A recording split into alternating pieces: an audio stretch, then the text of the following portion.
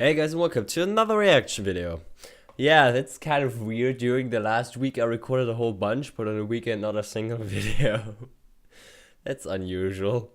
But anyways, today I'm continuing with the reviews by Drowning in Horseshoes. Or the Horseshoe reviews, as they are also called. This time, Flight to the Finish. CMC episode. I mean, I liked it. But wasn't anything too special about it, if I recall. I haven't seen that episode in a while. It never seemed all that significant to me. I know some people would have wished that at least Scootaloo got a cutie mark at that point. But, I mean, knowing what I know now, I'm quite okay with her not getting his... I mean, before Season 6, of course, I was also okay with her not getting a cutie mark at that point. But, I mean, I don't know. I'm sure there are nitpicky things about the episode, or even ones that I could think of if I tried long enough, but I don't want to make this drastically long. I can't remember, like, at least now I can't see anything big wrong with the episode, but maybe he has a different opinion, or maybe he completely likes it. Let's just find out, I guess. 3, 2, 1, click.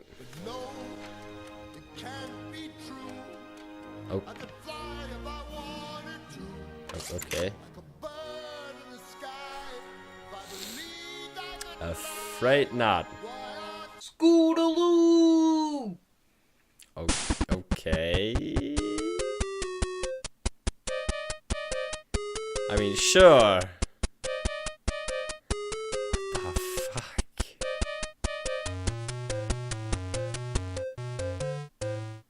Hey guys, Horseshoe Man here. I didn't really feel like animating my little horse OC all day today, so get used to this hideous face, because in the words of Bill O'Reilly, fuck it, we'll do it live. I said we're doing it live. Get out of here.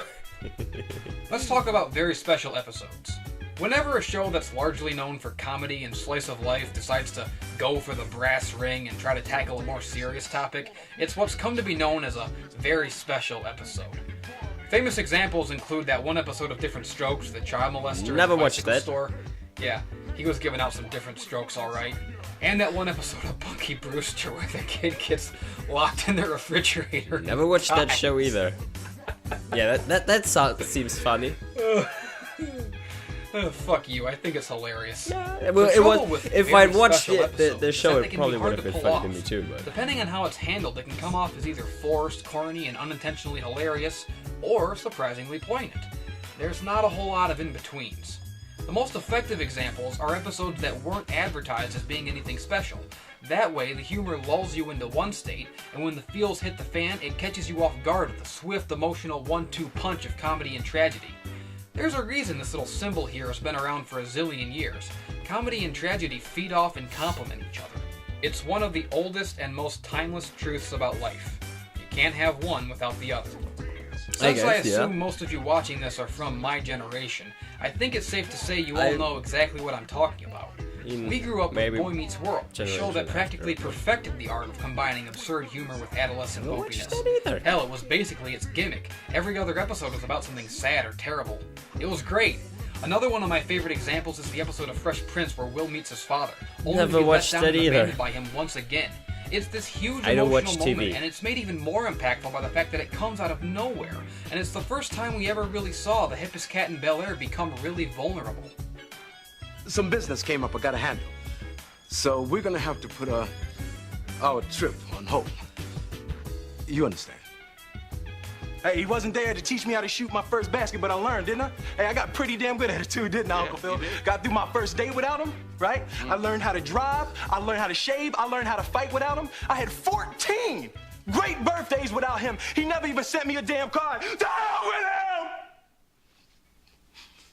How come he don't want me, man? My Little Pony has tried to do serious topics like this before. In Season 3 we had Babseed, which was very much advertised to be a very special episode about bullying. But that episode was kind of not so good. That song was good, shut up. Now, that's not to say that Friendship is Magic being a kids show has somehow hindered its ability to pull heartstrings. The show has resonated with people in the past without even trying, and I can think of a lot of kids' cartoons that have had some very profound and emotional moments. One of my all-time favorites is the Hey Arnold Christmas special, where Helga gives up her Nancy's baloney boots to help reunite Mr. Wynn with his daughter, who was lost in the Vietnam War. That's some pretty heavy shit for a kids' cartoon. And I'll never forget the image of Helga standing barefoot in the snow, with no one the wiser of her Christ-like sacrifice. What the hell was I talking about again? I don't know. Scootaloo can't fly. Yeah. Is the point that I was trying to make.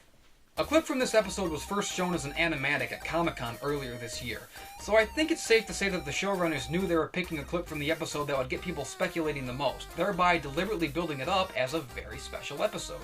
Scootaloo has always been a very interesting pony, with a lot of unanswered questions about her, especially leading into this episode.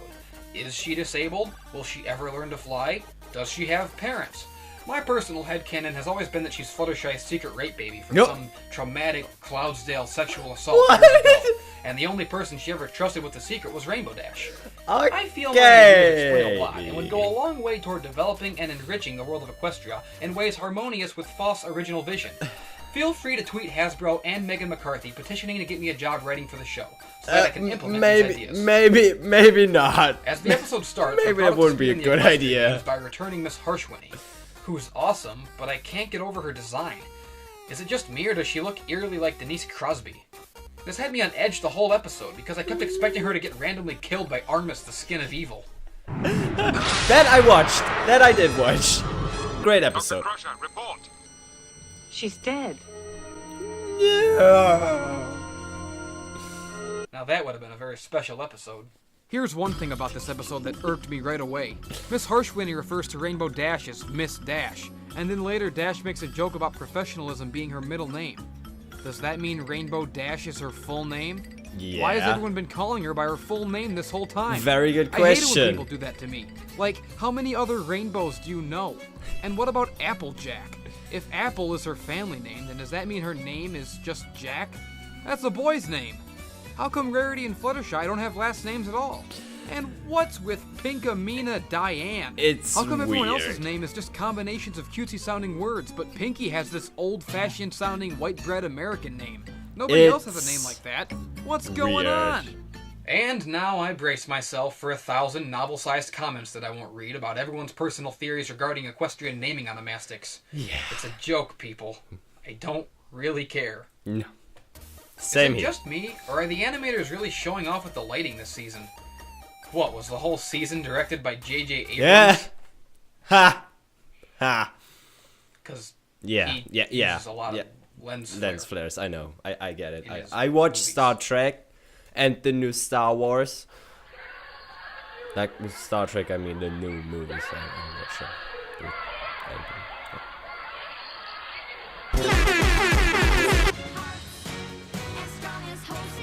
Another good song. Finally, a song I can relate to. So the Cutie Mark Crusaders are preparing a routine with the nice. Equestria games and doing pretty well. Until Diamond Tiara and That was a Silver very Spoon, being weird their laugh usual from you. cunty selves, actively conspire to pick on a cripple. Yeah. That's extra cunty. Yeah. The B plot involves Rainbow I Dash forgot struggling about from that. being That's, unbiased and professional, being unsure of how to show support for the Crusaders without giving them special treatment. To give a calm, clear analysis, Yeah, Dash, they want a proper analysis. So don't use words like autistic or faggot or retard. You might hurt someone's feelings and then you won't get posted on Equestria Daily. Cause only kids go on there, right? Totally. Scootaloo becomes so insecure about her flying that she makes it the focus of the routine and alienates her friends. This is the meat of the episode, but unfortunately it takes a long time to get to this point. Scootaloo's wings aren't even brought up until about 11 minutes in. you know what, Sweetie Belle? Forget it. If she's gonna quit, we don't want her, and we don't need her. Apple Bloom's just being a bitch. I guess that hot-headed, stubborn streak runs in the family. Possible? In fact, I guess you could say that the apple doesn't fall. So just far from the tree. I know he's trying to make it funny by laughing his own ass off, but... Oh, Bad thing is it's no. kind of working. Oh. Boo! That was real gay, my nigga! Hey!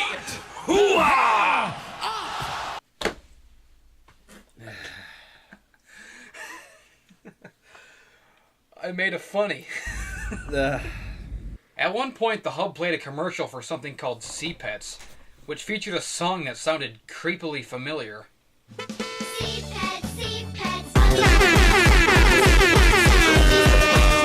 Rainbow Dash is awesome in this episode, and doesn't hesitate for a second to embody her element, which I'm sure all the idiots who have a hate boner for Dash will just ignore, like they always do. Miss Dash convinces them to go back for Scoot, while these two twats hang out the window and wallow in the muck of their own cuntiness. Sorry you can't make it. We'll take a picture for you from the... Shut the fuck up! So here at the end, Rainbow Dash gives Scootaloo a sincere pep talk about how even if she never learns to fly, she's awesome the way she is. It's a nice speech and all, but okay, can you see what's wrong with the scene? Yeah, she should not be flying. Anyone? It's kind of like mocking I'll her. give you a hint. She shouldn't. Why in the no. fuck is she flying while she says this? It's, This yeah. is such a weird oversight by the writers or the animators or whoever. It almost seems like she's inadvertently taunting poor Scoot. Imagine if you had a weight problem, and you were trying really hard to work out and lose weight, but no matter what you did, you just couldn't shed that beer belly. And then fucking Lex Luger shows up to tell you that you're fine the way you are, While but the lifting whole time weights. he's in his wrestling trunks, so you gotta sit there and look at his glorious, perfect, chiseled, oiled, 6% fat Adonis body and be reminded how much better he is than you.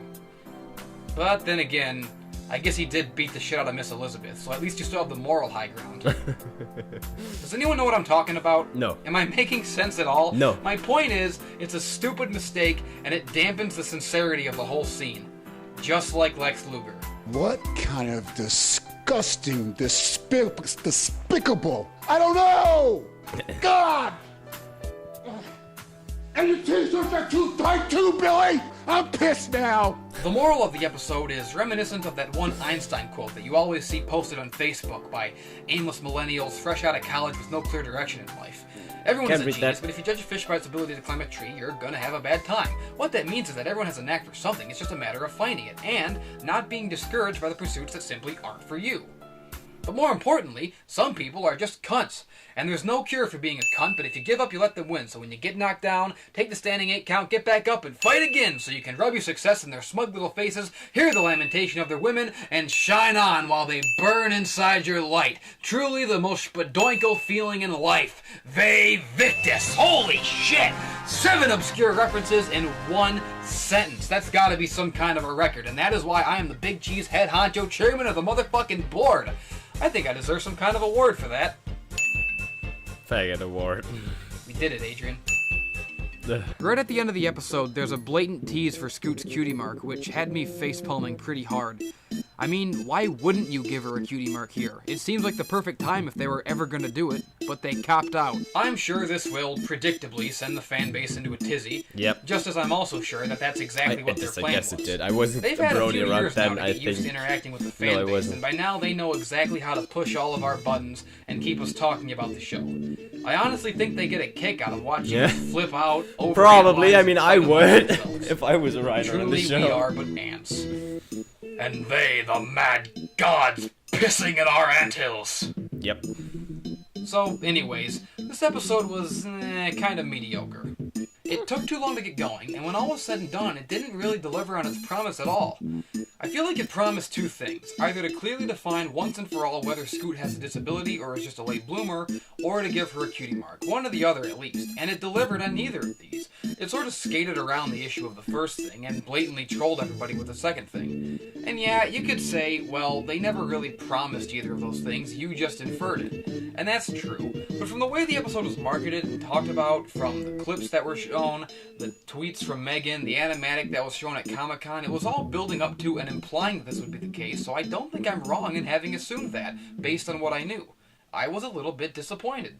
It's not a big deal, obviously. No. I mean, at the end of the day, it's still My Little Pony, so none of this is serious business. I think a lot of people forget that. It's just my opinion, so if you disagree, well, maybe I'm full of shit. Yeah, how many other reviewers do you know who'll say that? Maybe I'm full of shit. I mean, I guess they did imply pretty heavily that Scoot is disabled, even if they didn't outright say it. But I'm a busy man. I don't have time for subtlety. I need stuff shoved right in my face. The episode was okay. I just don't think it was the perfect godsend that everyone else is calling it. But, you know, No, whatever. it's It's not My perfect. Little Pony. Who gives I a wouldn't fuck? say so. I'm a grown man. In my pajamas. In a basement. Standing in front of a bunch of comic books and porn. Reviewing My Little Pony for guys even older and weirder than me. Nah, I'm not older than you. What the fuck am I I doubt doing with that. my life? Look at me. This is the face of the My Little Pony fandom. You have every right to feel uncomfortable. I'm not. Abandon hope, all ye who enter, and may God have mercy on your soul, because we have gone full horse, and this conga line's going all night. To all my followers, I hope that these rugged good looks weren't too much of a distraction for you. It certainly beats the hell out of editing a cartoon pony's lip movements all day. What do you like more, this way or the other way? I'm okay with interested this in way. hearing your thoughts. No, I'm not. Huh? I'm drowning in horseshoes, and to sum up this episode in one word, I'm drowning in Horseshoes. Okay. Yeah. It was a nice review. I really like this one. I agree. It wasn't perfect. It wasn't a perfect episode. Like I said, I wasn't a brony around season 4. I must have started watching like when season 4 was almost at an end, so I only watched season 4 when it was over for quite a while already. So yeah, I only started getting into the online stuff quite a bit later, quite a bit after I've watched all of it. I didn't get a lot of spoilers, I wouldn't say. I only watched a couple of YTPs back then. So I don't really know all the stuff that happened in the fandom around that time. So, but apparently people really liked this episode. I'm not like that. I like the episode too. I think it's okay, but it's not perfect. It's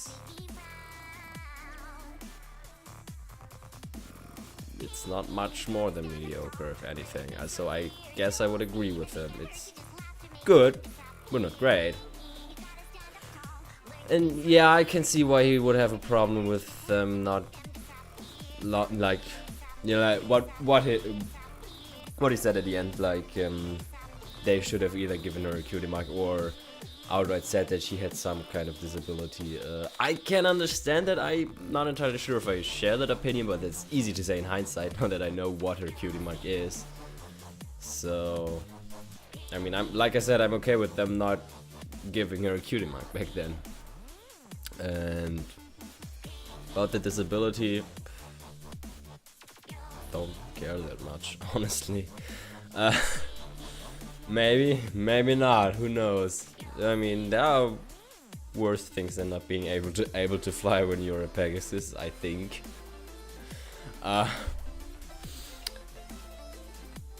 Yeah, what can I really say? I liked his review. I just like his review style, like his kind of humor. That, yeah, even that very bad joke he made about the apple not falling far from the tree.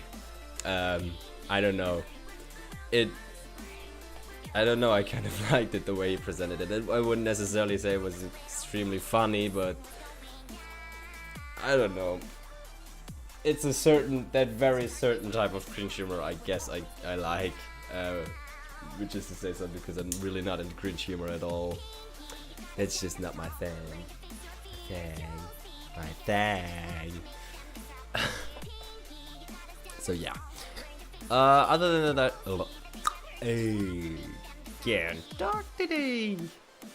Other than that, I don't really know what to say, so I just bought tickets for GalaCon 2017, which makes me very happy. So yeah, I'm definitely gonna be at GalaCon this summer. And I also watched Rogue One finally yesterday. That was pretty cool. I liked it.